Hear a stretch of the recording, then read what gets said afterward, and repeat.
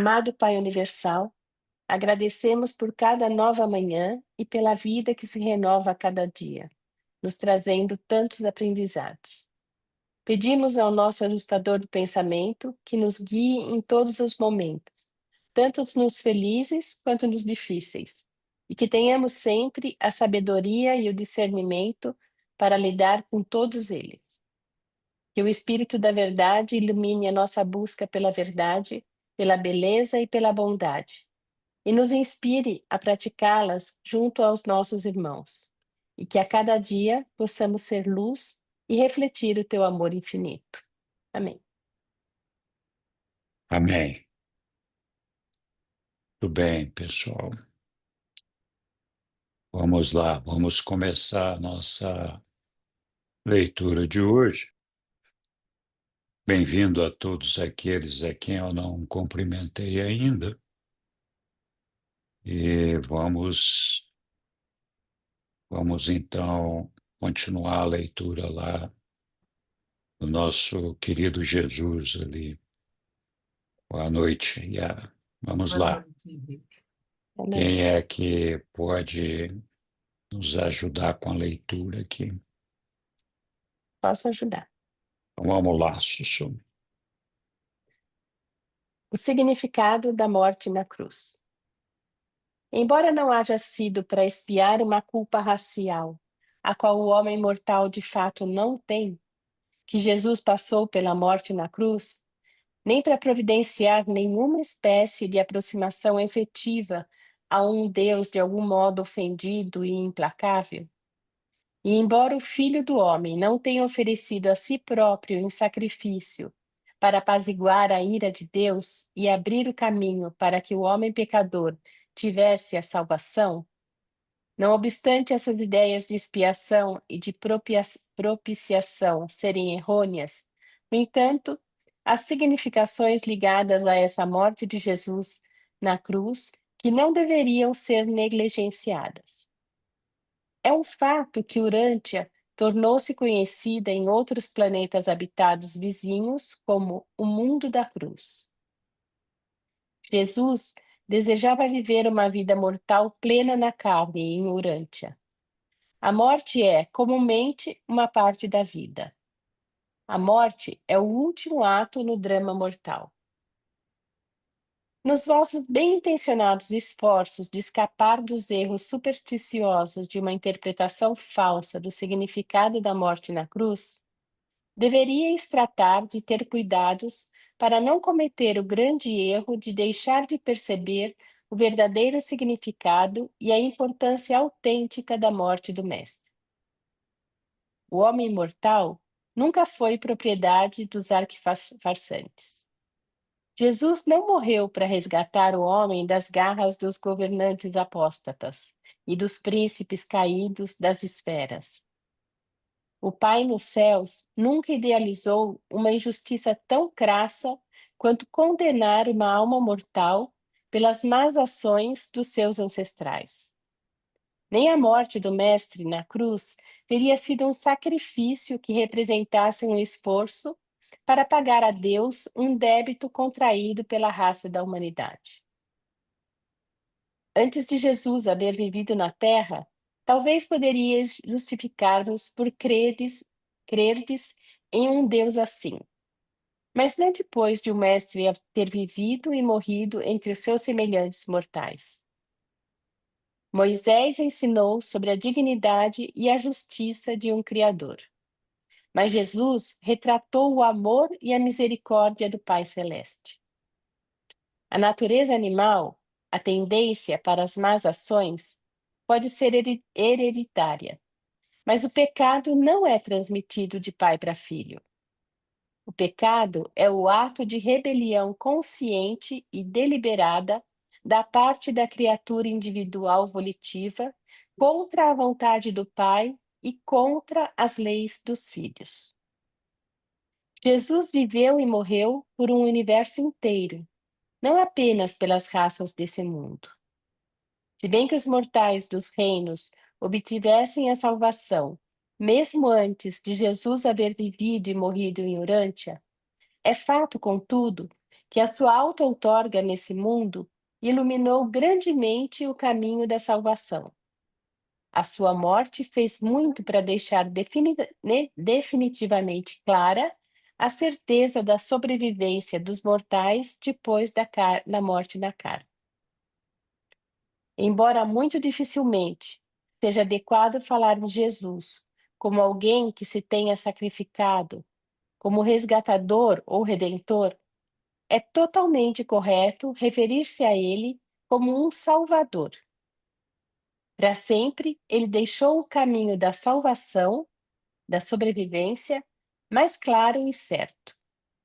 Ele mostrou de um modo melhor e mais correto o caminho da salvação a todos os mortais de todos os mundos do universo de Nébado.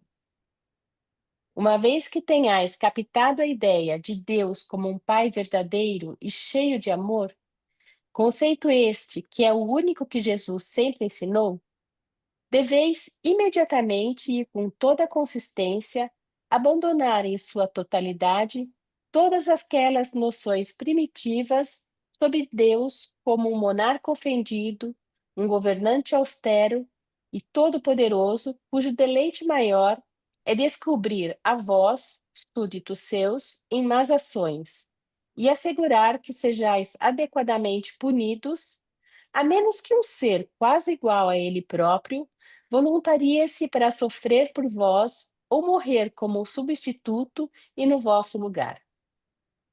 Toda a ideia da redenção e da expiação é incompatível com o conceito de Deus do modo como foi ensinado e exemplificado por Jesus de Nazaré.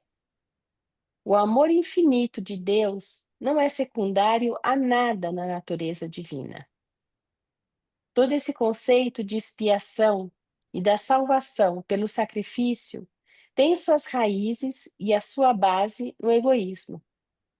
Jesus ensinou que o serviço ao semelhante é o conceito mais elevado da fraternidade dos crentes do Espírito. A salvação deveria ser tida como certa por aqueles que creem na paternidade de Deus. A principal preocupação do crente não deveria ser o desejo egoísta da salvação pessoal, mas sim o impulso não egoísta de amar ao semelhante e, consequentemente, de servir ao próximo como Jesus amou e serviu aos homens mortais. Os crentes autênticos não se preocupam tanto com as punições futuras para o pecado. O crente real está preocupado apenas com o seu distanciamento momentâneo de Deus. Verdade é que pais sábios podem castigar os seus filhos, mas tudo isso eles fazem por amor e com o propósito de corrigir.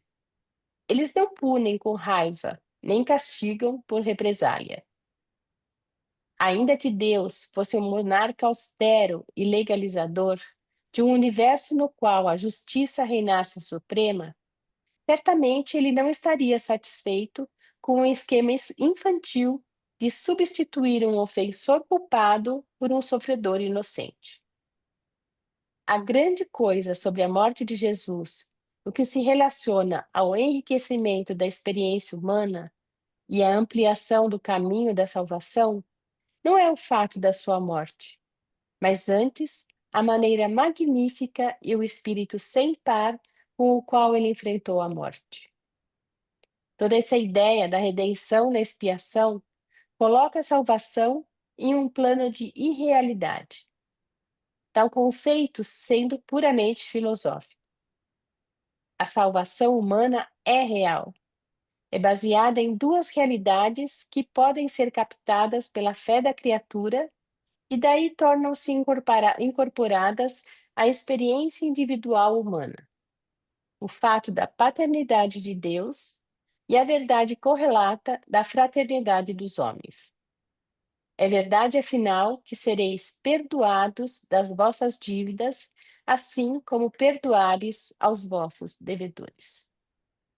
Então, esse texto corrobora, né, mais uma vez, que a morte na cruz, a morte de Jesus, não foi para nos livrar dos pecados raciais que tínhamos, né, do pecado original, nada disso. Foi para mostrar realmente o caminho da salvação para nós.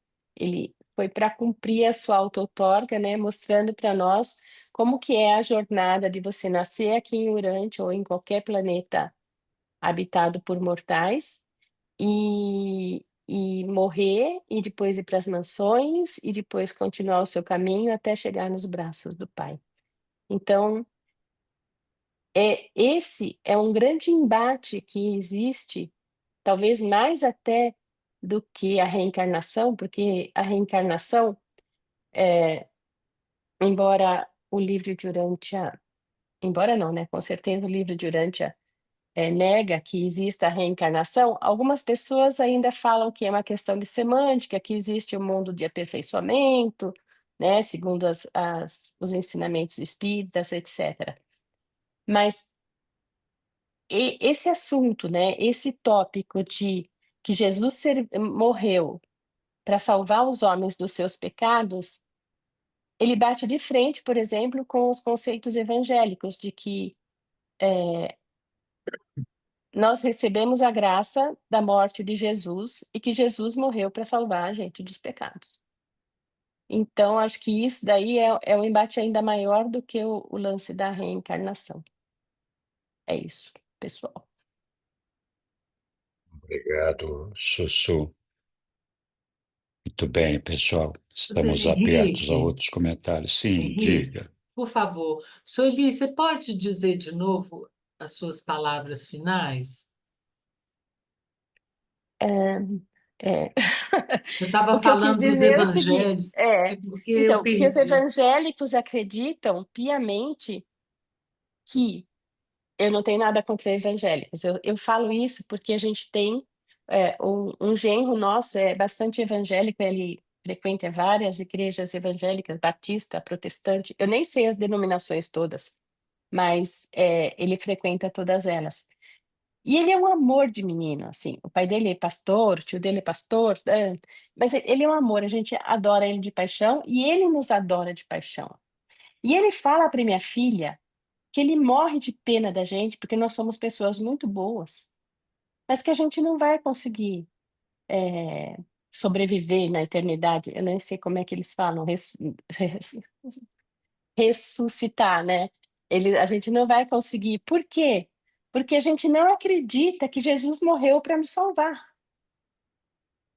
entendeu? Para eles isso é uma coisa assim, é um dogma tão forte, ele chama de graça.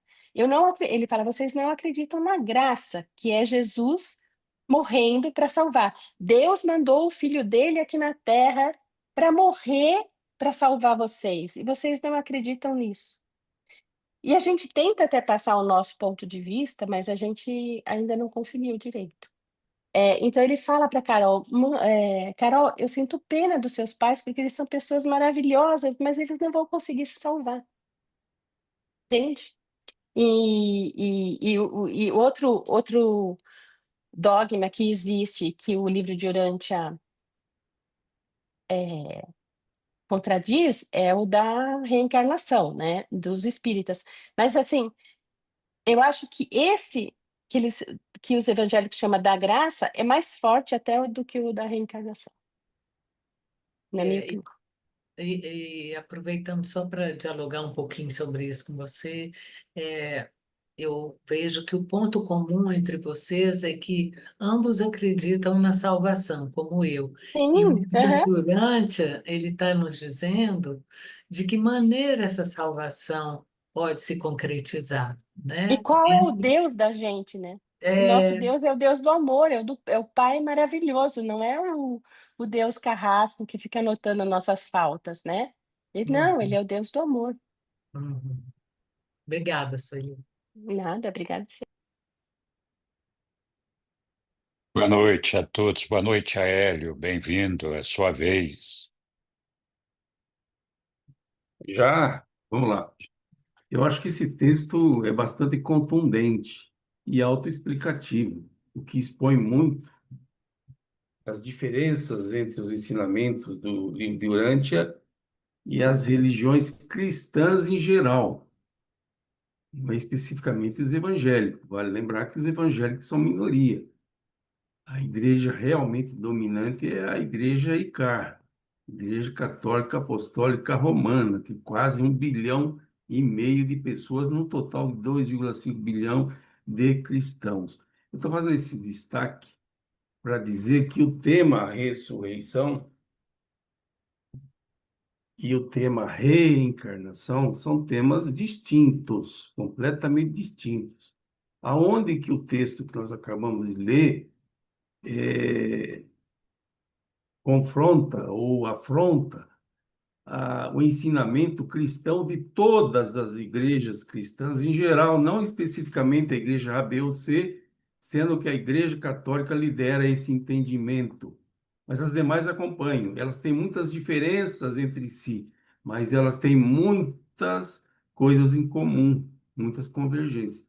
E o tema que eu li durante expus agora no nosso estudo é com relação à morte de Jesus significar um projeto de salvação humana. Então, nós estamos falando de salvação, não estamos falando de reencarnação, e sequer estamos falando de ressurreição, nós estamos falando de salvação. Eu Então, só falei em reencarnação para pôr meu ponto de vista. O texto não fala de reencarnação. Quando perfeito, eu entendi. falei que era o que eu estava colocando. Perfeito, já entendi. Não precisa se preocupar com isso, não. Eu entendi perfeitamente. Estou falando para o grupo, não especificamente para você. Mas, enfim, vou reiterar que a questão aqui do texto é salvação pela morte. O projeto de Jesus vir ao mundo, se fazer homem, nascer de mulher e morrer. Veja, morrer para a salvação da humanidade. E o texto é muito claro quando diz que não há um Deus tão tirano, tão absurdo em exigir a morte de um inocente em remissão de pecados que não são praticados por ele. Então, eu poderia pôr de novo aqui o texto, até para dar destaque. Por favor, põe lá o texto, para não ser as minhas palavras, e sim a palavra do livro. Qual o texto? Deixa eu entrar aqui na minha tela. Eu vou entrar na minha tela agora. Põe lá o 9, por favor. Muito embora todo final tenha a ver com o mesmo assunto. O 9. Vai lá, Ed. Todo esse conceito de expiação e da salvação pelo sacrifício tem as suas raízes e a sua base no egoísmo. Mas eu estou aqui, destaquei vários pontos, eu quero ser breve. Vamos lá, no 12. É difícil para mim ser breve, mas vamos lá. 12, esse texto tem muitos parágrafos. 12, vamos lá no 12. Vai lá, Ed. Eu vou destacar lá logo na primeira frase. Não é o fato da sua morte.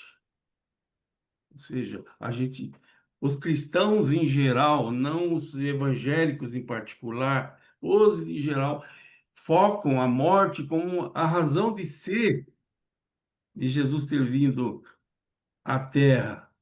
A gente até teve algumas discussões aí em outros grupos, WhatsApp, se o que era mais relevante era sexta-feira, onde Jesus morreu, o dia que Jesus morreu, dia 7 de abril do ano 30, ou o dia 9 de abril, domingo, quando ele ressuscitou. O que é mais importante? Ele ter ressuscitado ou ele ter morto? Pela tradição cristã, para guardar coerência, tem que ser a morte, porque é a morte que é a expiação.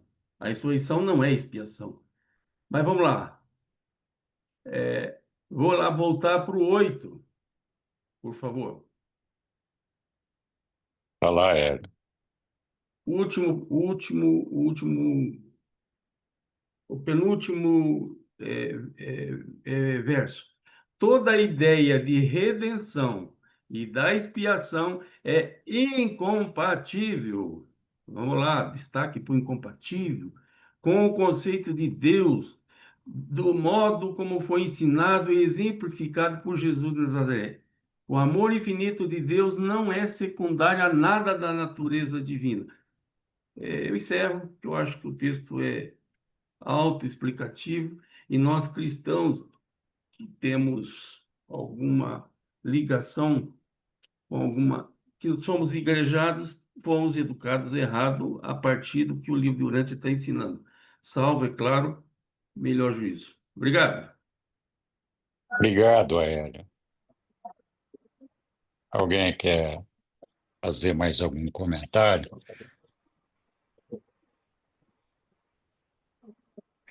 Então, aí algumas coisas, né, que é, esse texto é muito bom.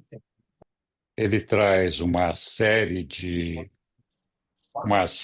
observações importantes com o propósito de destacar a real causa da morte de Jesus, né? Eles até falam, olha, é importante a gente compreender exatamente qual foi o significado da morte de Jesus, né? Que não foi um significado de expiação, nem de salvação dos homens deste planeta, e sim um processo normal, onde todo homem, todo ser humano morre, assim, não precisa ser crucificado, mas morre. E o importante da vida de Jesus, incluindo a sua morte, não é o sacrifício, mas sim os ensinamentos e os propósitos da sua auto-outorga entre nós, que é um propósito, sim, de salvação, mas não pela morte dele, e sim pelos ensinamentos que ele nos deixou, incluindo a maneira como ele encarou e como ele lidou com a morte dele, né? Então, é claro, o propósito de Jesus era viver como um homem, e ele viveu como um homem, enfrentou a morte, teve uma morte horrível, não precisava que fosse assim, mas ele teria morrido igualmente, né? Não teria, se não fosse daquela forma, teria sido de uma outra forma qualquer. Então, não faz sentido, para todos nós acharmos que o sangue dele lavou os nossos pecados, né?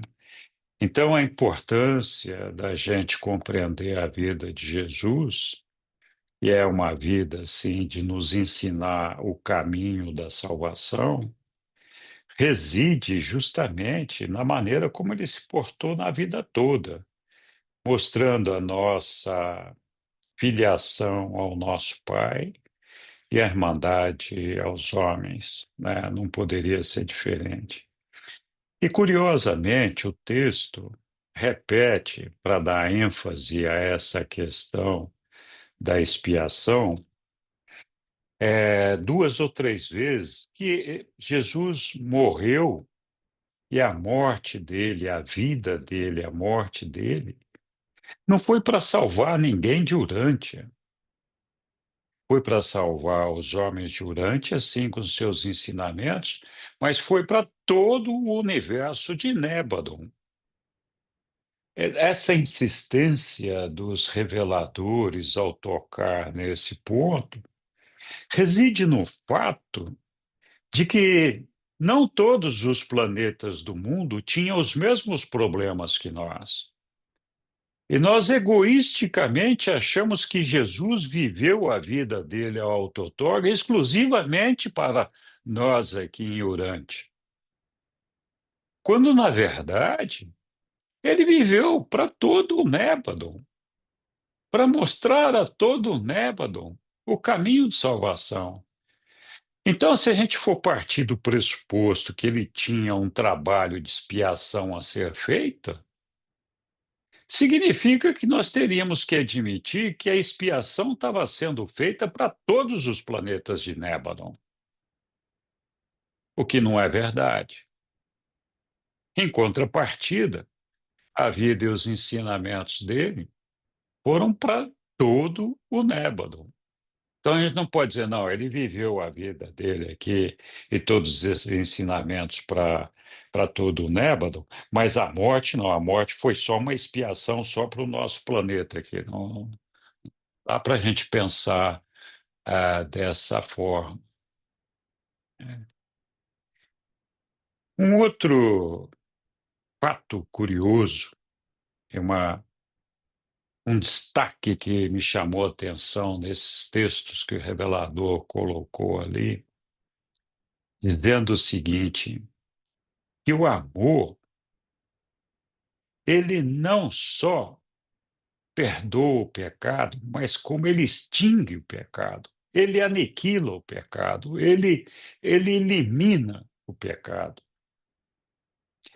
Ele fala do amor de uma forma tal, onde o revelador diz o seguinte: ele é inclusive superior à misericórdia, muito superior à misericórdia, porque a misericórdia faz com que a pessoa inteligente, a pessoa que tem a compreensão da irmandade dos homens, a compreensão do reino de Deus, releve as faltas de seus semelhantes, até se apiede deles, tenha compaixão por eles. Fala, olha, esse pecador, ele tem a minha misericórdia, eu vou permitir que ele se comporte dessa forma, porque ele não sabe o que está fazendo. Em contrapartida, o amor diz: não, esse ser é meu irmão. Eu amo essa pessoa independente dos problemas que ela tem, independente dos erros que ela comete. Então, é um significado muito expressivo, porque a justiça divina, ela é sempre calibrada pela misericórdia. O amor, ele supera a justiça divina, ele está acima da justiça divina. Quando eu falo que está acima da justiça divina, pode dizer alguém pensar assim, ele está acima do Pai? Não, não está acima do Pai, porque o Pai é amor. Ele é a expressão máxima do amor. Ele usa a misericórdia para que a gente que não tem o mesmo amor que ele tem, tenha um parâmetro de julgamento, que, aliás, não nos cabe a nós fazer o julgamento. Existem tribunais apropriados para fazer isso. Então, a revelação de Jesus, a vida de Jesus, a atitude de Jesus com relação aos homens, não foi uma atitude de misericórdia, foi uma atitude de amor, de um amor verdadeiro, o mais puro que existe, a ponto de pedir ao Pai que perdoasse a todas aquelas pessoas que estavam ali, porque eles não sabiam o que estavam fazendo. Jesus não estava preocupado com justiça, ele estava preocupado com que todos nós, todos aqueles que estavam ali, se salvassem. Então, essa relação de amor que Jesus prega a todos nós, amor pelo nosso Pai, amor pelos nossos irmãos, é uma coisa difícil da gente é, exercer, praticar, se não for pela fé, pela lealdade, pela retidão, pela devoção que ele tinha ao Pai dele e pelo reconhecimento dessa irmandade de todos os homens, do desejo de servir e mais servir e mais servir. Como eles falam ali, a nossa meta, o nosso desejo de nos salvar, tudo bem, é legal, a gente quer se salvar, todos nós queremos nos salvar. Mas os reveladores dizem: olha, a sua busca não deveria ser pela sua própria salvação, mas a sua busca deveria ser de amor e de serviço a todos os seus irmãos. Essa deveria ser a nossa busca. Porque quando a gente faz isso, automaticamente nós nos salvamos, né? Então esse texto, ele é maravilhoso porque ele traz uma revelação do nosso Pai, ele desnuda as nossas crentes, descortinando todas aquelas névoas que a gente coloca, que nos impedem de enxergar o nosso Pai como ele é, um Pai de amor, um Pai maravilhoso, que nos ama a todos nós. Então, um pai como esse não poderia, de maneira nenhuma, exigir que o sangue do filho dele fosse derramado para nos perdoar. E essa ideia desse perdão e desse sacrifício vem da ideia de que Jesus criou o homem e se arrependeu ao ver a maldade do homem, todos os pecados do homem, ao ver como Adão e Eva não cumpriram aquilo que teriam que ter cumprido, e que com isso todos nós carregamos um pecado original, um pecado dos nossos ancestrais, posto que, segundo a Bíblia, nossos ancestrais mais longínquos são Adão e Eva, o que nós sabemos que não é. Mas, na Bíblia, os nossos ancestrais são Adão e Eva, de cuja criação Deus teria se arrependido e que eles caíram num pecado, que teriam sido criados perfeitos e blá, blá, blá, toda aquela história, e que nós então carregamos essa culpa de Adão e Eva e precisaria então de um inocente pagar com seu sangue para que nós fôssemos redimidos desse pecado original do qual todos nós seríamos culpados. E essa ideia prevalece até hoje no meio cristão, e não só no meio cristão, porque nós herdamos isso em certa medida da religião judaica do Antigo Testamento, né? Onde no templo eles matavam os animais para dar aquele banho de sangue e agradar a Deus e toda aquela história que nós já conhecemos, né? Antes disso, até era sacrificar o primogênito, né? Então, eu acho esse texto maravilhoso porque nos traz essa oportunidade de perceber um pai verdadeiramente como ele é, um pai amoroso, um pai de amor, que nos ama acima de qualquer coisa e que jamais teria exigido o sacrifício do filho dele com o derramamento do sangue do filho dele para nos perdoar do pecado original e para fazer com que nós pudéssemos nos reconciliar com ele. Isso é uma coisa, de certa forma, é até abominável a gente pensar que o nosso Pai Celestial seria capaz de uma coisa como essa, né? Desculpe te fazer esperar aí, Lilian. Chegou a sua vez aí, Não desculpe. tem problema, pode falar à vontade, Henrique, imagina. É, então, e para mudar esse pensamento, esses dogmas, né, que são praticamente dogmas da igreja, a expiação e o sacrifício de Jesus. E então fica difícil até você participar de uma missa, porque o que que é a missa? É o sacrifício, é a lembrança do sacrifício de Jesus, né? por nós, para perdoar ou para perdoar a culpa, tudo que você falou ali. E eu me lembrei, e nessa a gente vai ficando um pouco até deprimido, sabe? Nos últimos tempos, antes de conhecer o livro de Urântia, eu ficava muito triste quando era época de quaresma. Nossa, a gente fica deprimido. Porque ó, a gente canta essa música. Eu vou cantar, eu vou falar para vocês só o comecinho da música, para vocês verem o que o católico, como que é a vida do católico. Então, começa assim, ó.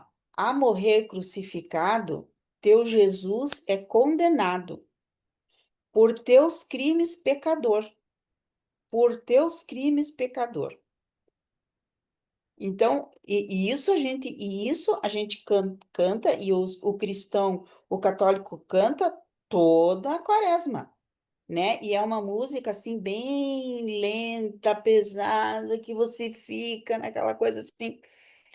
Então, eu vejo como que pode ser que isso tenha servido para uma época, quem sabe, né? Não sei. Mas o livro de Urântia veio e ontem no canal do Ilube o Neemias estava falando, né? Que porque desde a Idade Média que eles já estavam com essa ideia de trazer uma nova revelação, porque as coisas estavam caminhando de maneira errada. E quando eu encontrei o livro de Urântia, eu senti uma liberdade muito grande.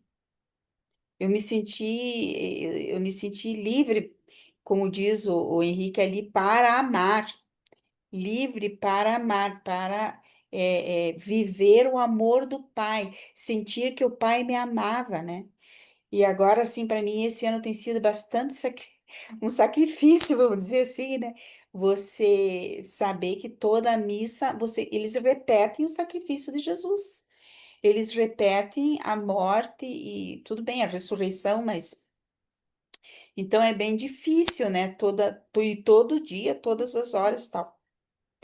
Lógico, é uma questão, existe, os cristãos vão, recebem a palavra, né?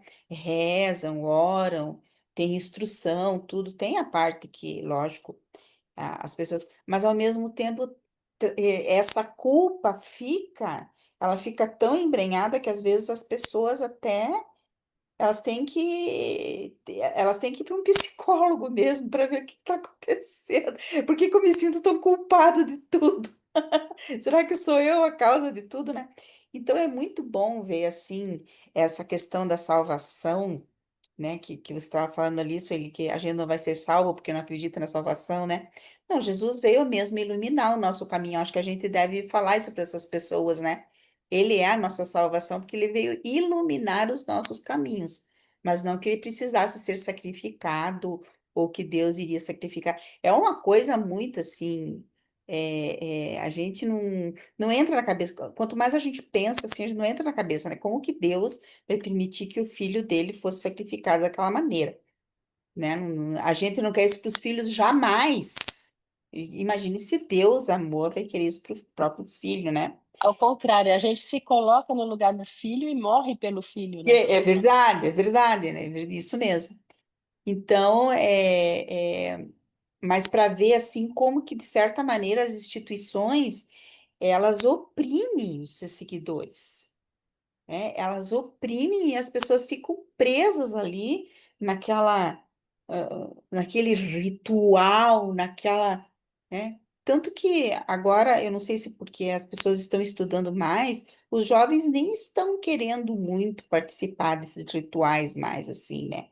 Eles acham até, eu tenho um filho que ele diz assim, mãe, é amedrontador certas coisas ali dentro.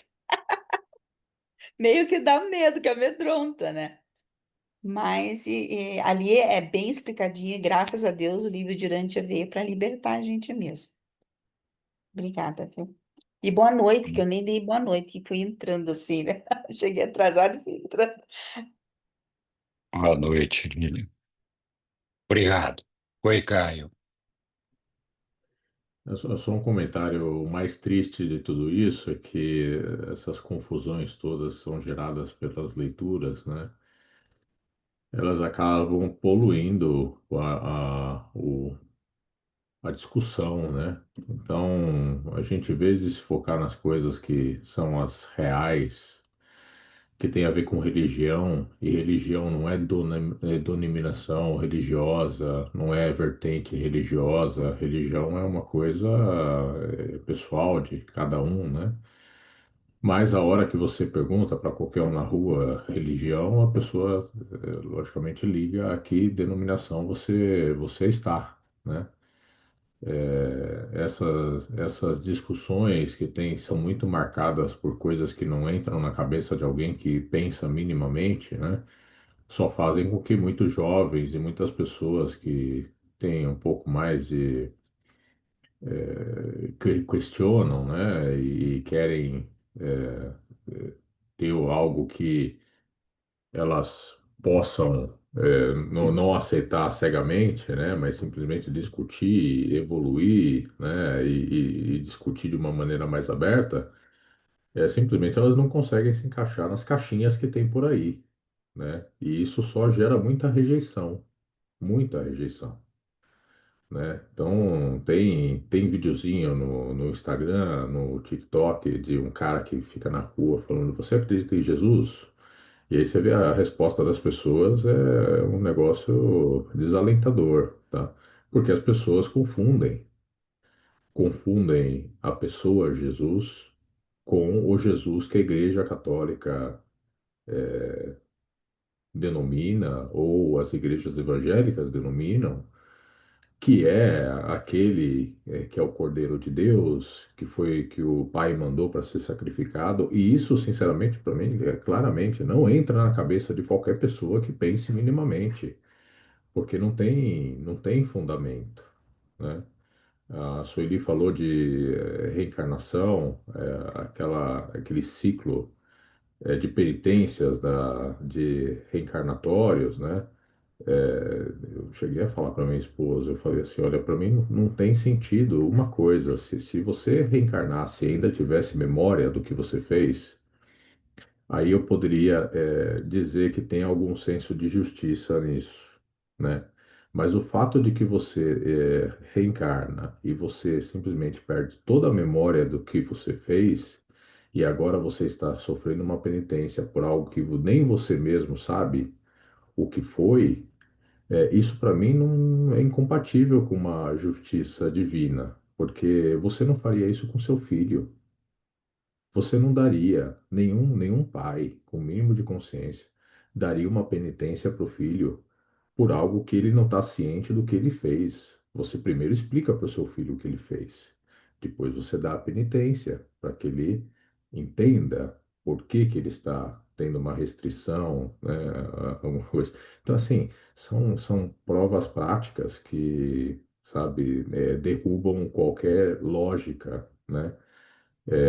Dentro dessas denominações, tá?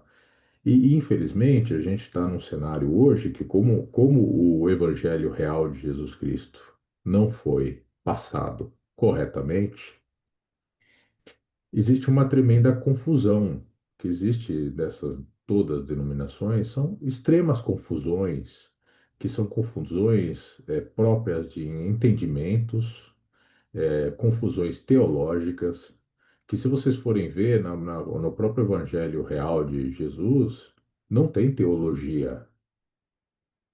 Teologia não tem. Tem vivência religiosa, que é uma questão diferente, que é simplesmente o reconhecimento da paternidade de Deus, e a partir disso o reconhecimento da fraternidade dos homens e essa comunhão tua com Deus, que é expressa entre você e Deus, não de modo social, entre você e Deus. E isso acaba se refletindo nos frutos sociais disso, que é o seu amor passado aos seus irmãos, né?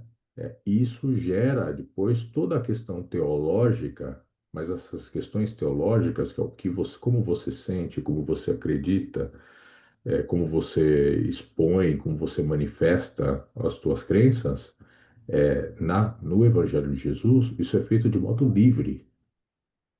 Ele deixava para que os apóstolos discutissem entre eles e entrassem em consensos entre eles sobre as questões teológicas. Não existia coisas, denominações quadradas, do que era uma coisa, do que era outra. Simplesmente a interpretação era a interpretação de cada um, sendo que eram crentes, sabedores de Deus e que tinham interação com Deus. E a nota em cada um sai diferente. E a nota saindo diferente em cada um é dali que sai a música, né? E isso tudo, esse evangelho real de Jesus, foi o que foi perdido. E hoje a gente tem essa salada, essa confusão enorme, né? E eu, sinceramente, acho que a missão de todos nós aqui nesse planeta e os poucos sabedores dessas coisas, porque eu tenho certeza que várias pessoas que estão nas denominações, elas entendem muito da fraqueza que tem a própria teologia delas, tá? Muitas sabem, só que elas acabam, algumas acabam não saindo disso por uma questão de que fazem parte de uma sociedade e tem uma amarra social ali dentro de uma comunidade, que isso faz mais difícil, né? Que você se liberte de certas garras, né? Ou vantagens, tem muitas igrejas que têm muitas vantagens que essas teologias acabam gerando, né? Mas a missão nossa é poder resgatar esse evangelho real, de Jesus e depois os frutos que isso dá, que é um fruto de liberdade, né? É uma liberdade totalmente diferente disso que a gente tem. Obrigado. Obrigado, Caio. Muito bom. Oi, Aélio. Então, eu tenho passado por alguns perrengues pelo meu excesso de franqueza, que chega a ser interpretado como crueldade. Crueldade. Eu sou tipo cruel, um ariano completamente sem eira nem beira, fora da casinha, anarquista. Aconteceu dois episódios recentes e tem a ver com a lição. Eu não vou fugir da lição, não, do estudo de hoje.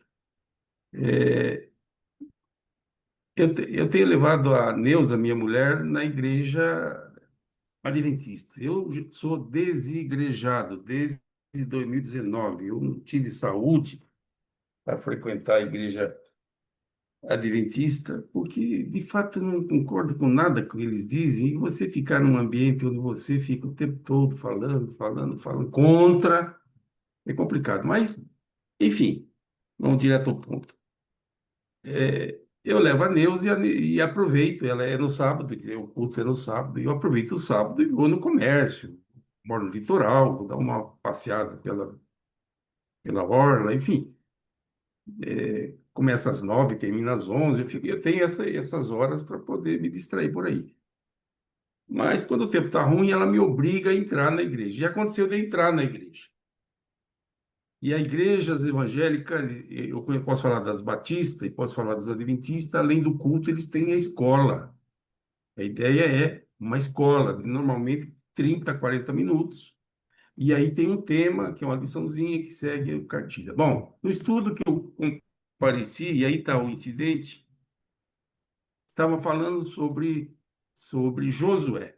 Josué, que assumiu a missão de Moisés para conquistar Canaã, e, enfim. E o estudo estava nessa direção e teve lá um desavisado que quis ouvir minha opinião. E eu estava em silêncio, mordendo a língua, quase torando a língua, porque tinha assumido um compromisso de entrar mudo e sair calado. Mas o desavisado me perguntou diretamente o que eu achava do estudo.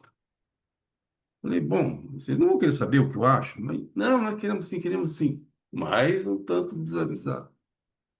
Falei, Josué conquistou Canaã com a missão de matar todos os ocupantes. Não era uma terra sem dono, não era uma terra sem benfeitorias, não era uma terra de ninguém, era uma terra que tinha ocupantes, tinha donos, tinha benfeitorias, tinha propriedades, tinha riqueza, tinha campos produzindo. Eu perguntei, o que que você acharia de aparecesse alguém na tua casa, no teu comércio, na tua indústria, e chegando lá, matasse você, os teus filhos, os teus ascendentes, teus correlacionados. O que que você acharia disso? E dizendo o seguinte: eu estou aqui cumprindo uma missão do meu Deus, que disse que isso tudo é meu. Isso é herança, é meu, é meu. Eu estou vindo aqui cumprir uma determinação divina. O que que você acharia disso? O que Josué fez, chegou lá, matou todo mundo, ocupou todo mundo, desocupou todo mundo e pronto, e tomou posse do que ele dizia ser deles, por herança, por doação de Deus. O que você acharia disso? Bom, não preciso nem falar que isso já virou uma bagunça, né? Puta, o Josué, todo... E virou bagunça. Falei, olha, o que está acontecendo? Eu vou ser bem sincero, eu já não sou mais parte da igreja, eu venho aqui para acompanhar minha mulher, mas enfim, eu não venho muito feliz, não. Eu venho porque, por falta de opção, no sábado de manhã, especialmente quando está chovendo. Mas o que está acontecendo? Deus fez o animal cavalo, espécie cavalo. O cavalo tem os olhos laterais, que tem uma visão de 180 graus. O cavalo tem uma visão de 180 graus. E o que que o homem faz com o cavalo? Mete viseira. Porque não interessa para o homem que o cavalo tem uma visão de 180 graus. E o cavalo tem que ser contido numa visão e a viseira contém. E por que eu estou trazendo isso falando dentro da igreja, imagine? Falei, o que que as religiões fazem com o homem? Daí não importa que se são cristãos católicos ou cristãos evangélicos ou cristãos protestantes, que o pessoal faz uma mistura entre protestante e evangélico, mas enfim, faz parte. Mas vale dizer que os cristãos representam um terço da humanidade. Tem dois terços que não é cristão. E também não são ateus. Mas, enfim, o que fazem todas elas, sem exceção? Põe viseira nas pessoas. Elas não querem que a pessoa enxergue como Deus fez, 180 graus, ou que tenha uma visão estendida, ou que critique, ou que pense, ou que racionalize, ou que conjecture, ou que questione. Eles querem viseira. Você não pode fugir da viseira. Porque se você fugir da viseira, você não pode ser dominado. Você não pode ser dominado com dogmas, com crenças. Não pode. Porque que se você sair daquele caminhozinho estreito, ou ousar olhar dos lados, pronto, você já se tornou um elemento nocivo, um anarquista, um revolucionário, um rebelde. Você não pode sair do discurso oficial. E você tem que pegar o discurso oficial, além de você não poder criticá-lo, você ainda tem que reproduzir como um papagaio. Você fica como um papagaio, não sabe direito o que está falando, mas fica reproduzindo. Eu nem sei porque eu entrei nesse assunto. Obrigado. Eu acho A doutrinação, né? sair do A doutrinação. Obrigado. É, Leopoldo, É a, quer do- é a falar? doutrina, é a doutrinação, né? Por causa É, das doutrinações. O problema todo que a gente analisa é o seguinte: a gente vive nas doutrinações, mas o perigo todo que eu analiso, né, são os doutrinadores, né? Porque na doutrinação a gente tem o livre-arbítrio de analisar se está correto ou se não está. O problema das doutrinações são justamente os doutrinadores, que eles querem colocar em você aquilo que eles acham que é correto, que você precisa, na realidade, seguir os passos deles, né? Aí é que eu vejo que realmente está o perigo. São os doutrinadores. Concordo com a Hélio em gênero, grau e tudo. muito obrigado, Leopoldo. Eu não podia perder a oportunidade aqui de lembrar o seguinte, né? O nosso Pai é o Pai de todos nós e nós somos todos irmãos. E não posso também deixar de lembrar que os reveladores nos contam que nós fomos criados imperfeitos, com o propósito de alcançar a perfeição do nosso Pai. Esse é o nosso objetivo. E a razão é justamente de conquistar a perfeição através da experiência. Então, nós já falamos disso outras vezes. O nosso Pai é um ser existencial, ele nunca foi imperfeito, ele com certeza sabe e conhece e tem todo o conhecimento necessário para saber o que é certo, o que é errado, e a melhor maneira de fazer as coisas. Mas, como a gente fala aqui no nosso meio, na prática a teoria é outra. Então, a vivência da experiência nos traz uma oportunidade de crescimento, de conquista de sabedoria, que é diferente daquela onisciência existencial. Então, se a pessoa sempre, se o ser sempre foi perfeito, nunca foi imperfeito, nunca viveu a necessidade do perfeicionamento, de partir da imperfeição para a perfeição. Então, tem muita gente que conhece muito de música. Você mostra uma pauta musical, a pessoa conhece perfeitamente. Mas isso não significa que a pessoa é um exímio tocador de piano.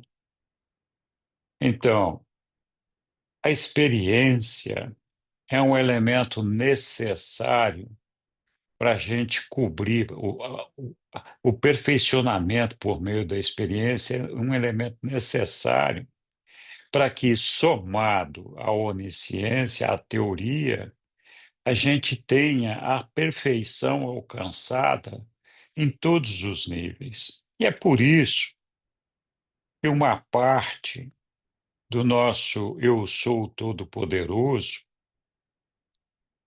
uma parte dele está vivendo essa experiência por meio do Supremo. E todos nós, como já foi discutido em outras oportunidades, somos uma célula, uma partezinha desse Supremo. O nosso universo, criação do nosso Pai, esse mundo do Supremo do qual nós fazemos parte, é um organismo vivo e está em franco desenvolvimento. Então, o crescimento desse todo, desse organismo vivo, que vai acontecendo pela experiência, representa um processo evolucionário onde nós vamos criando e estabelecendo regras e metas e propósitos e explicações para tudo aquilo onde nós não alcançamos a perfeição ainda e onde nós não conhecemos a verdade final. Então, existe um processo evolucionário do ser humano, da humanidade, desse organismo vivo, do qual nós somos uma parte, então nós integramos esse todo, e esse todo é nosso, assim como nós pertencemos a esse todo, e é inevitável que essa relação de pertencimento, essa relação de integração nossa com o todo e vice-versa, faça com que a gente assimile as ideias alcançadas nesse processo evolucionário, que não estão limitadas exclusivamente a questões religiosas, né? Nós vamos desenvolvendo teorias, vamos desenvolvendo dogmas, vamos desenvolvendo explicações as mais esfarrapadas, as mais absurdas possíveis. E toda essa contextualização que acaba fazendo parte desse todo, acaba fazendo uma ingerência na vida de cada um de nós, acaba nos doutrinando de uma forma que muitas vezes dificulta a gente a enxergar aquilo que está certo. Então, todos nós somos parte desse todo. Todos nós vivemos e aprendemos e formamos o nosso processo mental, formamos as nossas ideias, as nossas concepções, a partir do que essa massa desse todo desenvolveu, e nós assumimos muitas dessas coisas como verdade. E repito, isso não se aplica exclusivamente à questão religiosa. Embora a questão religiosa seja uma parte significativa disso. Então, nós acabamos assimilando todas essas coisas como se elas fossem verdades.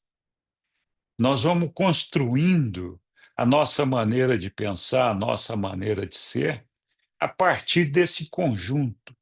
É por isso, é por isso que os reveladores nos dizem que aquilo que cada um de nós faz de bem, faz certo, afeta esse todo, e todos os homens, todas as mulheres, todas as pessoas que compõem esse todo são beneficiadas por aquilo que nós fizemos certo. Tudo aquilo que nós fazemos de errado, individualmente, cada um de nós faz de errado, afeta esse todo. E a prova disso é essa lavagem cerebral que nós recebemos desde o momento que nós nascemos. Nós somos construídos dos erros e acertos que os nossos antecessores fizeram. E isso não tem nada de errado com isso.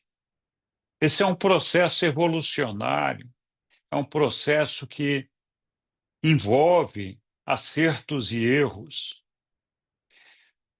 E nós temos que ter consciência de que isso funciona dessa forma mesmo. E é por isso que é importante para todos nós fazermos uma tentativa de produzir o bem, de produzir aquilo que é certo, para dessa forma buscar de alguma forma impactar esse todo, ainda que seja num pedacinho só, e acender o estupim de uma curiosidade que se espalhe por toda a humanidade e acabe beneficiando a todos os seres viventes no nosso planeta.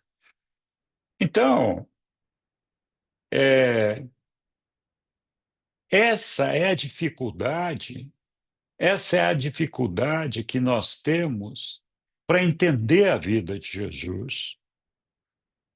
Porque a vida dele, os ensinamentos dele foram distorcidos de uma forma tal pela nossa imperfeição, pela imperfeição dos apóstolos, pela imperfeição da comunidade onde os apóstolos estavam inseridos, que fez com que o evangelho de Jesus fosse se modificando ao longo do tempo e se modificando no sentido de ir se adaptando às nossas crenças, aquilo que nós achamos que é certo. Então, antigamente, quando a lua sumia, já falei isso tantas vezes, a lua cheia desaparecia, a tribo ia lá, tinha que matar uma donzela, oferecer a donzela em sacrifício para fazer a lua voltar. Por quê? Porque eles não sabiam que a lua tinha um ciclo e que era daquele jeito que a coisa funcionava. E olha só que coincidência. Matava a donzela e a lua voltava. Então era certo o procedimento. São essas coisas que vão construindo o nosso processo evolucionário e fazendo com que a gente vá se adaptando a essas situações. Então, abrir a mente para uma nova realidade, para uma nova verdade, não é um processo fácil. Nós fomos ensinados que nós somos todos pecadores, que nós carregamos conosco o pecado original, porque Deus criou Adão e Eva perfeito e eles não cumpriram aquilo que Deus tinha dado a eles, perderam o paraíso, fizeram a coisa errada, então cometeram o pecado original, que é o original por ser o primeiro pecado. E toda a descendência de Adão e Eva, que segundo a Bíblia nós somos descendentes dele, carrega esse pecado. E nós temos que pagar por isso. Porque Deus se arrependeu de ter feito o homem, isso é o que a Bíblia ensina. Né? Então é muito difícil para todos os nossos irmãos saírem, escaparem dessa realidade que está impregnada nas nossas religiões, assim como nos é impossível, muitas vezes, de escapar de entendimentos que nós assimilamos e que, na verdade, não correspondem àquilo que deveria ser. Nós temos uma dificuldade com isso. É por isso que Jesus dizia: você não pode chegar no homem e destruir todas essas crenças. Não está falando só das crenças religiosas, está falando de todas elas. Então, o balde de água está cheio ali de água suja. E essa água suja é tudo que nós aprendemos, que nós construímos ao longo da nossa vida. Se você jogar essa água fora, o que sobrou para o indivíduo que acumulou toda a sua vida juntando aquela água ali? É uma destruição da identidade da pessoa. Então Jesus dizia: não jogue fora a água do balde. Vai jogando água limpa ali. Vai adicionando água limpa. Um dia o balde vai ficar cheio de água limpa. A água suja vai sair sozinha. Então, esse é o cuidado que nós temos que ter. Eu, eu acho que nós temos que ter esse cuidado de ter esse amor, essa paciência com todos nós, com cada um de nós e com todos os nossos irmãos, para que a gente possa, nós, em primeiro lugar, buscar a verdade e ajudar os nossos irmãos a encontrar a verdade. E na certeza, com certeza, nós vamos errar muitas vezes nessa busca e nesse caminho. Mas a gente tem que ter a alegria de ver os nossos irmãos que estão apegados a esses dogmas, a essa fé, mas que de alguma forma dedicam parte das suas vidas nessa busca a Deus, acreditando que Deus existe, e que é muito melhor do que se não tivesse acontecendo nada. Felizes aqueles que conseguiram sair da religião evolucionária, cheia de erros, e tiveram a oportunidade de encontrar a revelação e desenvolver um raciocínio novo, uma verdade nova, em cima da revelação, que justamente tem o propósito de corrigir esses desvios e esses erros que nós tivemos, que nós temos nas nossas religiões. Então, tudo isso que foi falado aqui é verdade. Tudo isso que foi dito aqui é a mais pura realidade. Mas é importante que todos nós agradeçamos a Deus pelas religiões que se fazem presentes no coração dos homens, ainda que cheia de distorções, e que Ele nos ilumine e nos guie para poder ajudar a jogar água limpa no balde dos nossos irmãos e, quem sabe, aos pouquinhos despertar o coração deles e fazer com que eles possam também encontrar o caminho da revelação e perceber melhor algumas dessas distorções que nós temos. Mas todo esse caminho faz parte desse processo evolutivo que nos foi dado pelo nosso Pai. E nós temos que, com certeza, seguir lutando nele. Nós não vamos ver o final feliz aqui enquanto nesta vida, mas lá de onde nós vamos chegar com o nosso Pai, nós vamos nos rejubilar de ver o dia que todos nós, neste planeta, entrarmos na era de luz e vida. E com certeza isso vai acontecer. Eu só não sou muito otimista com relação ao prazo, né? A Aline é mais otimista que eu, mas, mas eu acho que nós vamos chegar lá sim, né? Oi, Yara.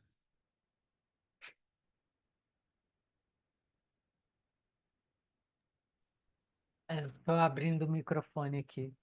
Sim, Henrique, eu me sinto inspirada cada vez que essa compreensão fica maior, né?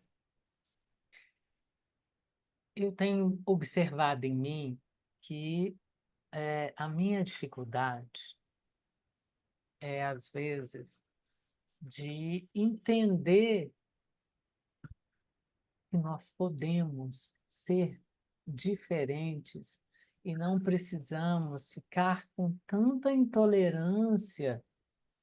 Eu fico imaginando, né, assim, às vezes eu não sou tão estudiosa, mas eu não me privo de falar aqui e de sair do texto textualmente nas palavras ditas, porque eu sou tocada de alguma forma aqui. E eu fico me perguntando, né, será que é possível para a gente poder ver cada um que fala com a gente, que discursa, que fala sobre o que está compreendendo? Então, eu fico pensando assim, que aqui dentro do estudo de Urântia, como dentro de cada estudo de cada religião, se não tiver uma abertura para estar ouvindo as diferenças, as opiniões diferentes, nós não estamos dando passo nenhum, né? Eu já trouxe aqui, eu tenho uma cunhada católica fervorosa, é bonito de ver o amor dela ao Pai. Mas quando eu falo algo diferente, ela fala comigo, não, é sofrido lidar com a diferença. E eu não sou diferente dela, mas eu tenho mostrado que a gente não está de lado oposto, a gente está caminhando e a gente tem ideias que estão sendo trabalhadas, que a gente está conhecendo através das nossas experiências, e que, para mim, isso é muito importante.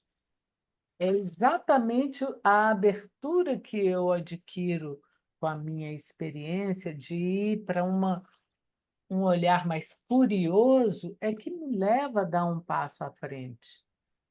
É querer saber mais.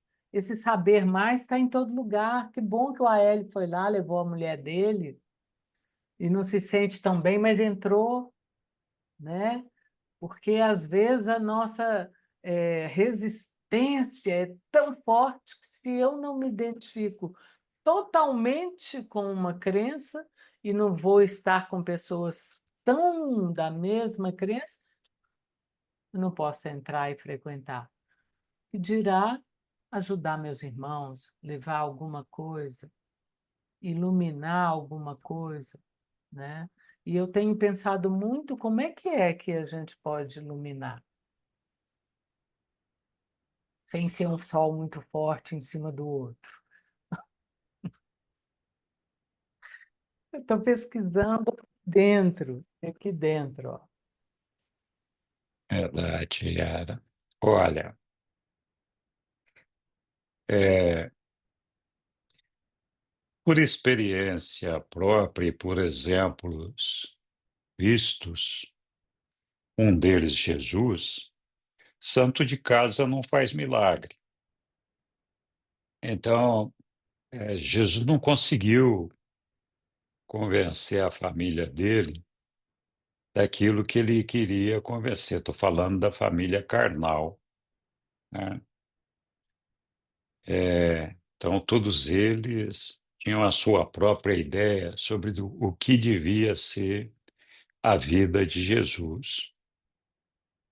E, por mais que ele insistisse, não tinha como convencer os membros da família dele que era outra coisa. Assim como foi uma dificuldade com os apóstolos, né?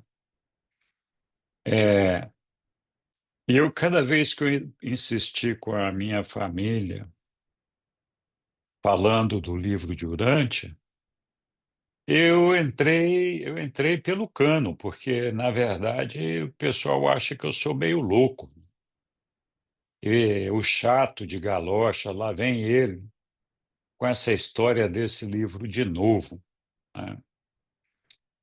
Então, o que a gente aprendeu ao longo dos anos é que não adianta ficar falando do livro, não adianta ficar falando, ó, essa ideia sua é errada, acerta essa daqui.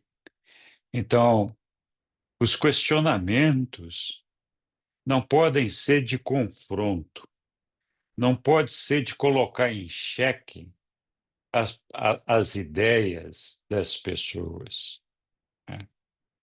Uma coisa que ajuda bastante é fazer a pessoa refletir, dependendo do assunto que está sendo tratado. Muitas vezes o que eu gosto de fazer é perguntar para a pessoa quem é Deus para ela, né? Quem você acha que Deus é? Como você enxerga Deus? E depois que você identificar a maneira como você enxerga Deus, procure responder se essa maneira que você enxerga Deus faz sentido para você. Não sou eu que tenho que explicar, tá? Não sou eu que tenho que falar. Se você enxerga Deus como um ser vingativo, faz sentido para você que ele seja vingativo? De repente até faz, né? Ou você enxerga ele como um pai? Um pai é vingativo? Bom, vamos dar espaço para outras pessoas falarem. Diga lá, Dani.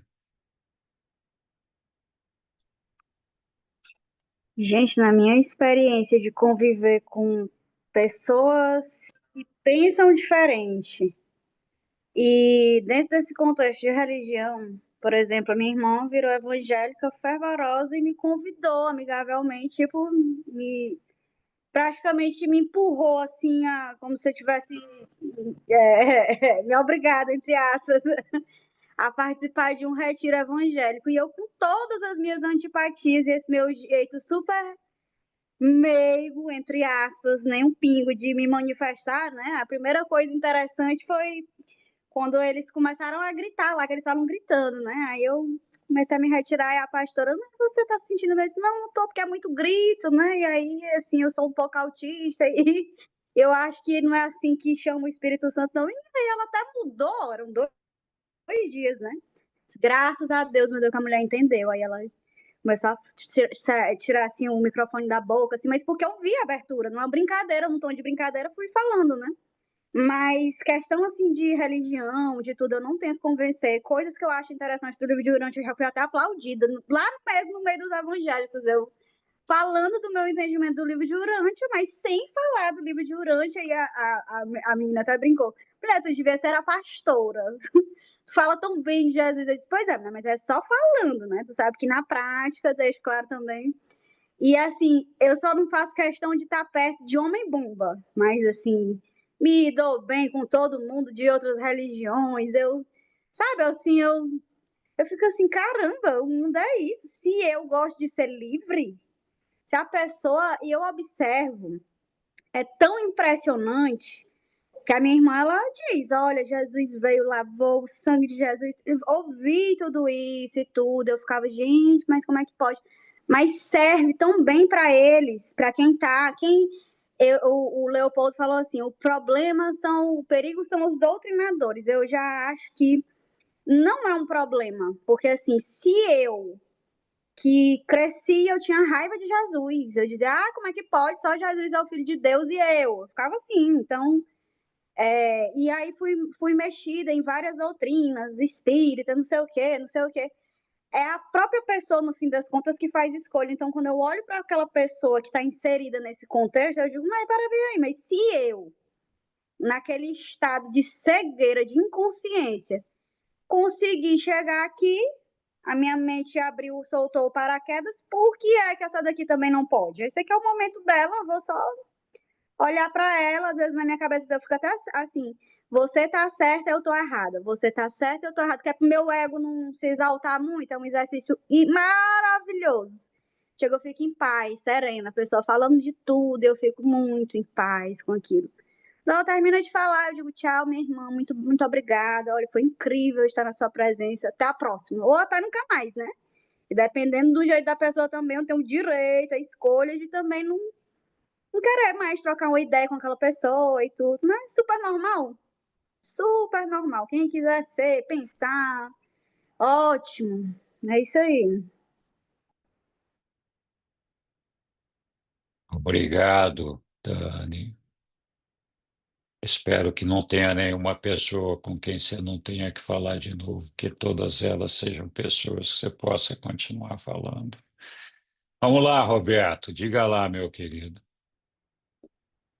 É, vocês leram o documento todo até o final? Nós Tem lemos essa primeira parte do documento aí, Roberto. só o item 4? É só O, o item 4. o Mas 100 vamos avançar logo, logo na parte do item 5, mas ainda não chegamos lá. é maravilhoso. É maravilhoso. Então, eu vou só me limitar a dizer uma coisa a respeito de como falar com os irmãos. Porque, primeiro, você tem contato com a verdade, você se corrige, mas uma outra mestria é você falar isso para os irmãos, para as irmãs. E eu acho, o principal é realmente sentir amor e buscar amar e compreender o outro e fazer como Jesus, procurar ensinar por perguntas e respostas. Está escrito que Jesus começava perguntando e terminava respondendo. Isso é muito interessante, porque você não chega falando sem nem conhecer o outro. Quando você faz uma pergunta, você vai podendo conhecer a outra pessoa. E se você, em vez de ficar falando, você aguarda a pessoa perguntar, ela vem no interesse dela. Essa maneira de Jesus é muito sábia, é muito sábia. Eu falo, mas eu fiz parecido com o aéreo. Nesse domingo, Dia das Crianças, eu fui fazer um exercício, dar uma corrida. Aí eu passei ali em frente à igreja Assembleia de Deus. Aí o pastor Miguel estava lá distribuindo os panfletos de Jesus, aí passou para mim, começamos a conversar, aí eu falei, não, eu não acredito num Deus que manda matar. Eu falei desse jeito, né? E a gente começou, não, é a Bíblia. E eu falei, não, eu tenho uma Bíblia revelada. Aí começou uma discussão, sabe? Não era mais um diálogo. E eu errei. Eu acho que eu errei, porque eu fiquei no intelecto, entendeu? Jesus ele diz assim: uma vitória espiritual tem que ser conquistada pelo poder do Espírito. Às vezes que eu fui conversar, que deu certo, eu acho que eu estava em presença do Espírito, eu não estava me achando mais que o outro, nem estava numa discussão intelectual, eu estava ali amando o irmão. Quando eu consigo estar nesse estado de espírito, é quando flui um diálogo e bom, né? Bom, é isso. O próximo item é maravilhoso, é maravilhoso. Muito Vocês vão. obrigado, Roberto. Obrigado. Muito bem. Então vamos avançar aqui para o próximo item. Quem vai nos ajudar aqui? Estamos Posso ler? aqui nas as lições da cruz. Muito obrigado. Tá. As lições da cruz. Deixa eu tirar aqui. A cruz de Jesus representa a medida plena da devoção suprema do verdadeiro pastor, até mesmo pelos membros indignos do seu rebanho. Ela coloca para sempre todas as relações entre Deus e o homem na base da família.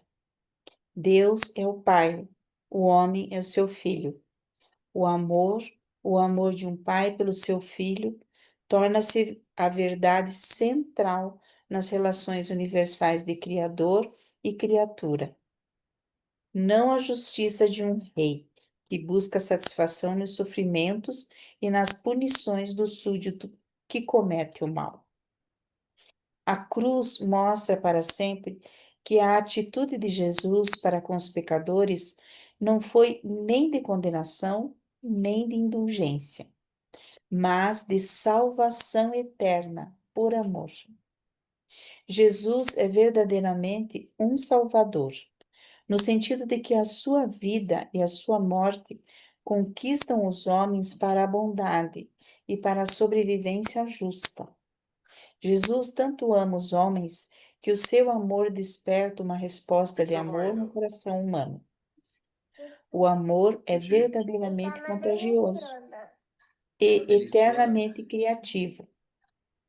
A morte de Jesus na cruz exemplifica um amor suficientemente forte e divino para perdoar o pecado e para absorver toda a maldade.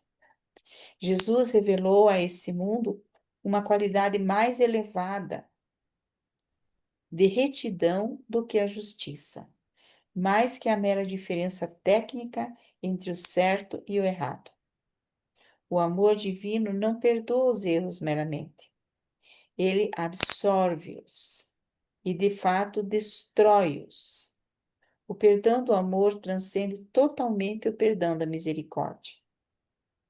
A misericórdia põe de lado a culpabilidade do mal. O amor, todavia, destrói o pecado para sempre e toda a fraqueza resultante dele. Jesus trouxe um novo método de viver para orante. Ele nos ensinou não a resistir ao mal, mas a encontrar por intermédio dele, Jesus, uma bondade que destrói eficazmente o mal. O perdão de Jesus não é a condescendência da remissão, é a salvação da condenação. A salvação não menospreza os erros, endireita-os. O verdadeiro amor não faz concessões nem indulgências ao ódio. Ele o aniquila. O amor de Jesus nunca está satisfeito apenas com o mero perdão. O amor do Mestre implica a reabilitação na sobrevivência eterna.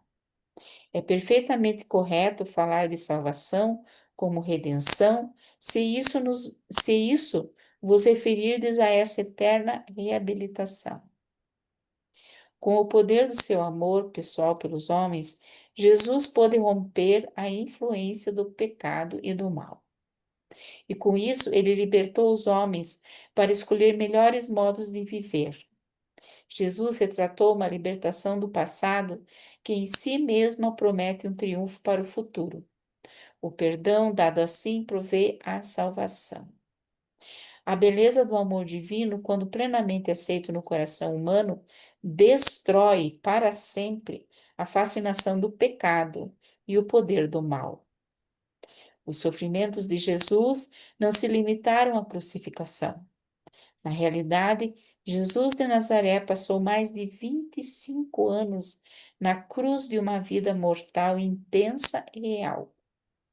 O valor real da cruz consiste no fato de que essa foi a expressão suprema e final do seu amor, a completa revelação da sua misericórdia.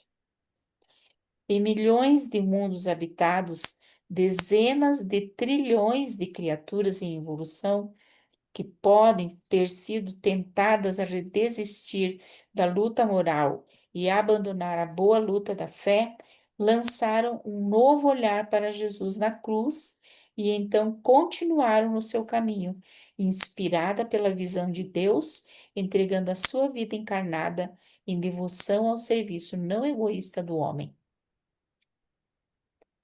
O triunfo da morte na cruz está resumido no espírito da atitude de Jesus para com aqueles que o atacavam.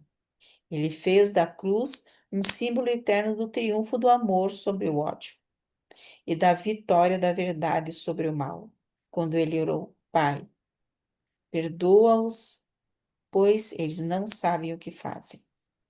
Essa devoção do amor contagiou todo um vasto universo. E os discípulos contraíram-na do seu mestre. O primeiro instrutor desse evangelho, que foi chamado a entregar a sua vida nesse serviço, disse, quando o apedrejavam até a morte, que esse pecado não recaia sobre eles. A cruz exerce um apelo supremo sobre o que há de melhor no homem, porque revela alguém que estava disposto a entregar a sua vida no serviço dos seus semelhantes. Amor maior que esse nenhum homem pode ter. O de alguém que está disposto a entregar a sua vida pelos seus amigos. Jesus tinha o amor que o fazia disposto a entregar a própria vida pelos seus inimigos. Um amor maior do que qualquer amor que até então havia sido conhecido na Terra. Em outros mundos, tanto quanto em Urântia, esse espetáculo sublime da morte do Jesus humano numa cruz no Gólgota estimulou as emoções dos mortais, ao mesmo tempo em que despertou a mais elevada devoção dos anjos. A cruz é aquele símbolo elevado do serviço sagrado, da devoção da vida de uma pessoa ao bem-estar e à salvação do semelhante. A cruz não é o símbolo do sacrifício do Filho de Deus, de Deus inocente no lugar dos pecadores culpados, feito para apaziguar a ira de um Deus ofendido. A cruz, ao contrário, permanece para sempre na Terra e em todo um vasto universo, como um símbolo sagrado dos bons, doando a si próprios aos maus e com isso salvando-os por meio dessa mesma devoção de amor. A cruz vale verdadeiramente como insígnia da mais alta forma de serviço generoso, da devoção suprema na doação total de uma vida de retidão ao serviço sincero da ministração até a morte na cruz.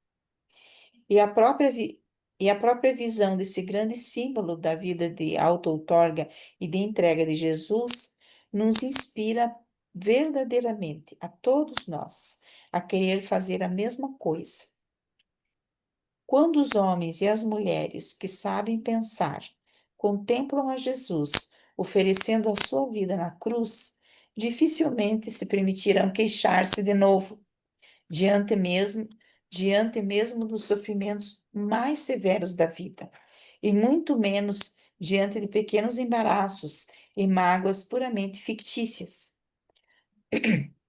A sua vida foi tão gloriosa e a sua morte tão triunfante que ficamos todos seduzidos e com a disposição de compartilhar de ambas. Toda a doação da auto-outorga de Micael exerce um verdadeiro poder de atração, desde os dias da sua juventude até o espetáculo opressivo da sua morte na cruz. Então, assegurai-vos de que, ao contemplardes a cruz como uma revelação de Deus, não a enxerguei com os olhos do homem primitivo, nem do ponto de vista do homem bárbaro mais recente, que considerava um Deus como sendo um soberano implacável, que exerce uma justiça severa e uma aplicação rígida da lei. Assegurai-vos antes de que vereis na cruz a manifestação final do amor e a devoção de Jesus à missão da sua vida de auto-outorga às raças mortais do seu vasto universo. Vede na morte do Filho do Homem o auge do desdobramento do amor divino do Pai pelos seus filhos nas esferas mortais. A cruz assim retrata a devoção da vontade afetuosa e a concessão da salvação voluntária àqueles que estão dispostos, por ato de vontade, a receber tais dádivas e tal devoção. Nada há na cruz que tivesse sido pedido pelo Pai.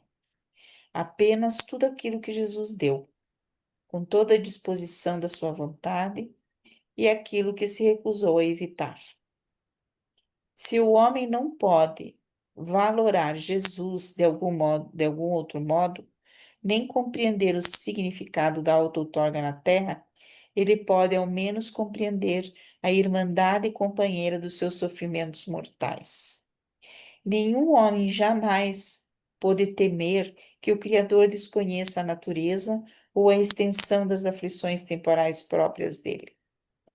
Sabemos que a morte na cruz não existiu para efetivar a reconciliação do homem com Deus, mas sim para estimular o entendimento que o homem pode ter do amor eterno do Pai e da misericórdia sem fim do seu Filho, e para difundir essas verdades universais ao universo inteiro.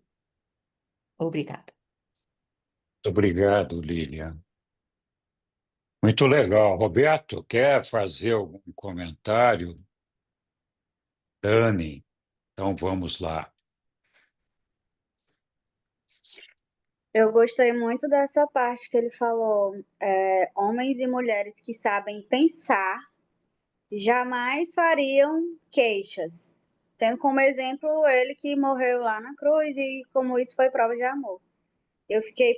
Comecei a pensar, na verdade, se eu sei pensar, do jeito que fiquei, gente, mas homens e mulheres que sabem pensar jamais fariam queixas.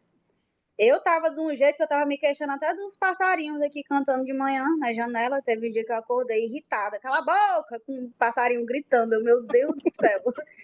Um dia lindo, tudo para amanhecer perfeito, o sol lindo, os pássaros todos ali reunidos e eu reclamando, me queixando de manhã já cedo. Eu fiquei, meu Deus, eu tenho que refletir sobre esse negócio aí, não tô sabendo pensar não, viu? Eu vou aprender a ficar mudo, viu, Dani? Não quero ser um passarinho que canta na sua janela, não. Muito bem. Alguém mais quer se manifestar? Eu quero. Diga lá, Angélica. Assim, eu tenho um pouco de dificuldade quando você fala que Deus nos fez imperfeitos para que, através das experiências e do conhecimento da verdade, nos tornássemos perfeitos. E, assim, eu sinto que o que nos torna imperfeitos é aquelas tradições trazidas pela família. Eu, por exemplo, fui católica e sou relativamente ainda. Então, assim, claro que os dogmas eu não respeito, mas nem todos, né? Mas, assim, eu acho que um pai jamais faria, principalmente o nosso Criador, um filho imperfeito. E eu sinto que o meio ambiente e aquilo que nós trazemos desde Adão e Eva, né? E acredito estar na nossa genética, as imperfeições todas, não que eu acredito em reencarnação, eu acredito na recorrência. Então, assim, eu concordo muito com o Leopoldo, e o problema está nos doutrinadores. Por quê? Porque as pessoas que não têm ainda preparo, que não trouxeram alguma bagagem de estudo, ou de família, ou de tradições, elas às vezes não têm como comparar aquilo que está sendo dado com aquilo que eu trouxe. Então, realmente, eles acabam influenciando a grande massa, né? E então eu tenho essa dificuldade, né? E então é isso, eu queria só entender se eu estou errada, porque eu sinto que o meio ambiente e as tradições todas que trazemos é que nos fizeram imperfeitos. Não foi nosso pai que nos criou, né? Parece que criar é criar, vamos dizer, animais, né? Acho que Deus é criar, não sei se eu estou certa ou estou errada, mas se alguém puder me corrigir. Então é isso, eu gostaria que você, assim, me mostrasse onde eu estou errada, porque eu tenho essa dificuldade. Tudo bem, Angélia, eu vou passar a palavra para o Roberto aqui, pois se houver necessidade, eu falo um pouquinho Tá sobre bom. isso também. Eu vejo assim, ó. Primeiro, perfeito significa completo. Então, Deus criou a imagem e semelhança dele no ajustador. O ajustador é perfeito, mas o nosso eu humano, ele é incompleto, imperfeito. Aí tudo bem. E aí ele nos dá uma oportunidade, que é a oportunidade de participar da nossa própria criação.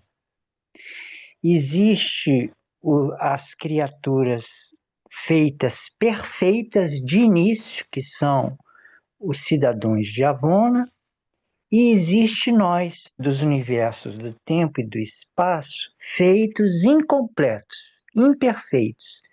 E a gente tem a oportunidade de participar da criação de nós mesmos. Eu acho que isso é algo bom. E tem mais uma visão que torna a imperfeição algo não tão pesado, que é assim, ó. Uma vez eu li um livro de um alemão, A Doença como Caminho, e o autor alemão, ele lembrava que na Alemanha, em vez de você perguntar para o doente o que você está sentindo, você pergunta o que está te faltando. Como se a saúde fosse integridade, wholeness, entendeu? Inteireza. Então, na nossa imperfeição, em vez da gente lutar contra o mal, que é a falta do bem, em todas as situações a gente pode, no ser perfeito e completo, que é o ajustador, e encontrar o bem, o remédio que está faltando para completar a imperfeição. Em vez de negar o ódio, você afirma o amor. Em vez de negar o medo, você afirma a fé. Então, a vida, para mim, para o meu eu imperfeito, é constantemente identificar na situação qual é a perfeição divina no meu ajustador que remedia aquela incompletude, aquela falta. E aí fica uma aventura. Eu não sei se eu ajudei Mãe Angélica, mas eu expressei É, que mais ou menos, mais ou menos. Eu tenho ainda essa dificuldade, sabe? E eu até entendo que o ajustador está em nós para nos orientar, né? Para nós encontrarmos o caminho da verdade. Mas, assim, eu acho que tudo depende da nossa vontade, tudo depende da nossa busca, tudo depende das oportunidades que nós vamos ter, porque muitos às vezes querem, mas não podem estar aqui como nós estamos, para nos aperfeiçoarmos, estão trabalhando. Então, sabe, muitas coisas fazem parte das nossas possibilidades.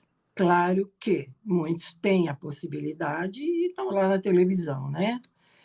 E então, não que a televisão não seja boa, mas nem sempre os programas que escolhem são.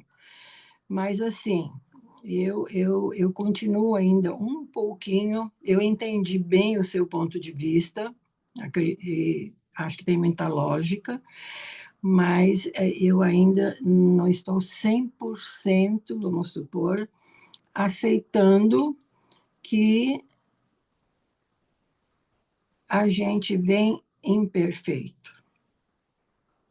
Eu acho que não. Eu acho que trazemos imperfeições.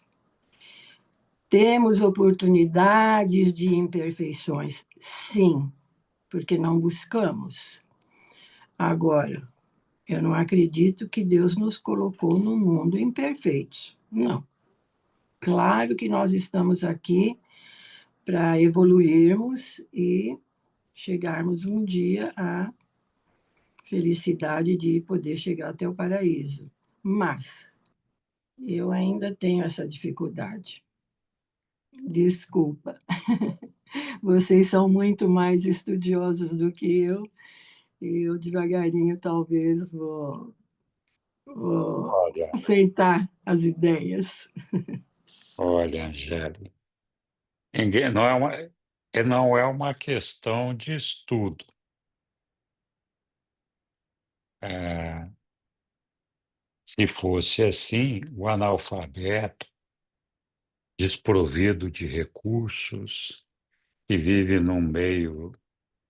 eh, num meio podre, com muitos problemas, jamais poderia alcançar nosso Pai. Então, na verdade, a imperfeição reside no fato de que nós não temos consciência Sim, correta das coisas. Então, nós temos que pensar um pouquinho. Nós somos um produto do meio ou nós fazemos o meio? nós temos que fazer o meio, porque somos Então, o produto se nós fazemos o meio, as pessoas que vivem nesse meio vivem aquilo que nós produzimos para fazer esse meio, né? Então, um alimenta o outro, Sim, não tem como escapar disso. Nós não fomos criados perfeitos pelo nosso Pai e caímos na imperfeição por uma questão de pecado nosso, não é essa a ideia. Então, todos nós somos potencialmente filhos do nosso Pai, criaturas do nosso Pai, e todos nós temos a oportunidade de chegar até o nosso Pai. E isso não requer conhecimento, não requer muita coisa. Tudo o que precisa é da gente ter esse reconhecimento que Deus é o nosso Pai, que Ele nos ama infinitamente, ter fé que Ele está do nosso lado e amarmos os nossos irmãos. Isso é tudo que nós precisamos saber nesse mundo aqui. Nós não precisamos construir carros, Não tem nada de proibido em fazer isso. Até podemos fazer. Mas o nosso propósito de vida, que é chegar ao nosso Pai, não requer que nós sejamos engenheiros, sejamos médicos, sejamos cientistas. Isso é ótimo, é maravilhoso. Podemos ser também, porque isso contribui para o bem-estar físico da humanidade. Mas fazer ou não o carro não nos leva até o Pai. O que nos leva ao Pai é o nosso amor por Ele, o amor pelos nossos irmãos. Então, isso não é conhecimento. A perfeição de que trata o nosso Pai, de que trata o reino de Deus, não reside no fato da gente não ter riscos, da gente não ter ranhuras, da gente ser careca ou cabeludo, ou da gente ser bonito ou feio, ou ser gordo ou magro. A perfeição não está aí. A perfeição do nosso Pai está em tomarmos decisões construtivas para o universo, para o bem-estar do universo, para que todos nós possamos ser felizes. Então não precisa ser político, mas o amor de todos nós por todos os homens e todas as mulheres é que faz com que a gente possa construir um mundo onde todos nós possamos ser felizes. É esse reconhecimento da paternidade do nosso Pai e da irmandade dos homens, onde cada um de nós vai desejar alcançar o nosso Pai e desejar que cada um dos nossos irmãos sejam cada dia mais e mais felizes e estejam vivendo na felicidade de estar no reino de Deus. Esse é o nosso objetivo, é a nossa busca. Essa é a perfeição que o Pai nos pede. Essa é a perfeição que tem que ser buscada. Ele até nos dá o benefício de buscar a perfeição do nosso corpo físico, que por si só já é um instrumento de criação divina maravilhoso. Mas nós não precisaríamos ter doenças se nós não fôssemos resultado de um processo evolutivo. E aqui, por exemplo, mais uma vez fica evidente que a falha de qualquer um de nós, qualquer outra pessoa, afeta todos nós, afeta todo o universo. O Adão e Eva vieram aqui ao nosso mundo para nos ajudar a superar as nossas deficiências biológicas, para que nós não tivéssemos mais doenças. Então, isso se daria por meio do cruzamento do nosso DNA, que tem os seus problemas, com o DNA deles, que é um DNA perfeito e que faria com que nós pudéssemos evitar essas doenças. Mas eles falharam. E quando eles falharam, porque eles não promoveram a miscigenação que era esperada e que era devida, nós não pudemos fazer essa melhoria genética no povo. Então, até hoje, nós padecemos com as nossas doenças. O Pai buscou nos dar a ferramenta lá para nos ajudar. Então, quando a gente fala de imperfeição, fala, não, é como se o Pai tivesse feito um castigo. Não, ele está ali, do nosso lado, buscando nos levar até Ele e nos guiando o tempo todo, cheio de misericórdia e cheio de amor, capaz de aceitar os nossos erros, nos amando apesar dos nossos erros e nos dando uma extensão de prova que se estende pela vida moroncial, não só esta, para que a gente possa conquistar esse entendimento da pessoa de Deus e da irmandade dos homens.